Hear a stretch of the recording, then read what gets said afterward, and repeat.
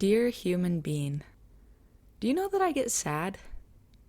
I actually get sad quite often, but I also consider myself a happy person.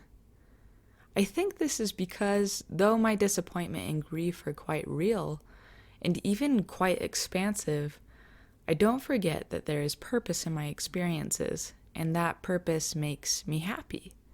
It's when we forget our purpose that life dims, its radiance clouded by warped perception of self and others.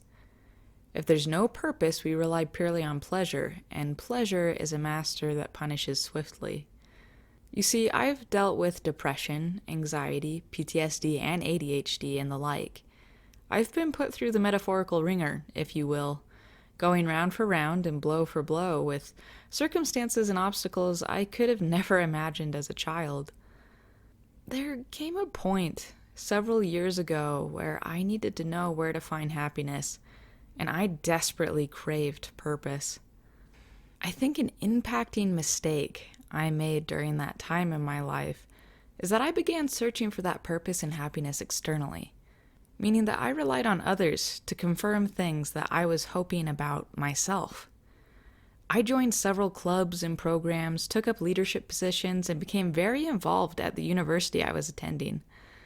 I thought that by doing these things, pursuing my interests, and being surrounded by other people, there wouldn't be any space left for me to doubt myself. My ventures were, for the most part, successful, at least looking in from the outside. As I continued to work with other individuals, however, I found that doubt crawled between the throng of people I had surrounded myself with. It was crippling.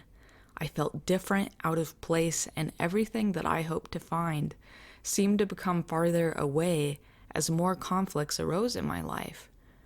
You can imagine the discouragement I felt, having committed myself to all of these different groups of people, hoping to find some sort of reassurance, only to find the opposite. As a young freshman at school, I didn't know what to do, and began to incorrectly believe that my shortcomings were not just a signal that what I was doing wasn't working, but rather that it was a signal that nothing would ever work. I felt purposeless. It's very possible that you, right now, feel that same way. To feel without purpose is an odd thing, as it comes in all sorts of unfortunate shapes and sizes. For instance, you might feel like your casserole wasn't as good as it could have been. Perhaps it was under or over-seasoned. It's a tiny crack, but a crack nonetheless. On the other hand, maybe your hopeless feeling is much bigger than that. Perhaps you feel like your entire life is an absolute wash, completely void of opportunity. Let me assure you of something, however.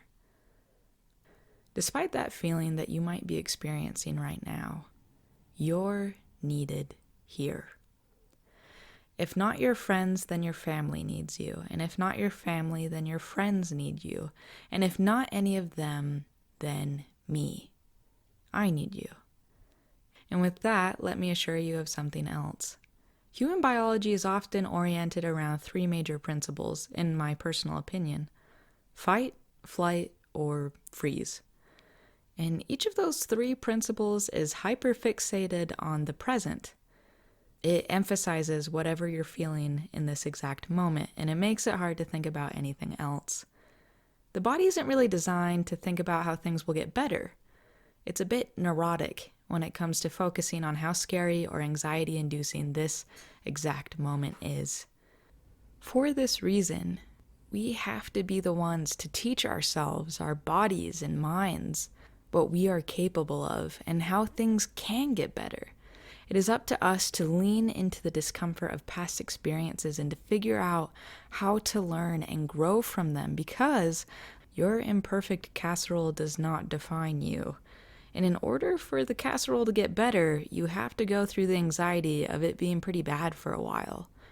That's what happened to me in school. I still deal with a lot of chronic physical and mental issues, and it's really hard. But I learned that those very characteristics were what I was using to build foundations for my future. You can take the worst things that happen to you, and you can use them to grow. Not only can you survive, You can take your foundation, keep building, and learn to thrive. I know it's possible because I've been building for several years now. And happiness, purposefulness, that's not something that comes all at once. And that's what I forgot when I was a freshman at college. It comes in bits and pieces every day, and you find those bits and pieces for yourself. Now, I get it. Your first impression is going to tell you that sounds long and hard. If you give what I said a good second chance, though, you'll realize what I did. Discovering purpose a little bit every day means that no matter what sort of day you have, good or bad, you can use it to continue finding the true meaning behind yourself and your life. And that's pretty worthwhile.